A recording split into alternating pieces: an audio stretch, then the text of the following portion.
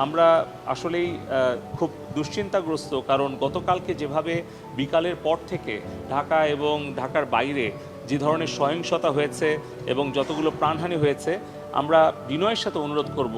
আমি শুধু একজন প্রতিমন্ত্রী হিসেবে না, সরকারের প্রতিনিধি হিসেবে না, আমি একজন বাবা হিসেবে বা একজন সচেতন মানুষ হিসেবে আমি অনুরোধ করব,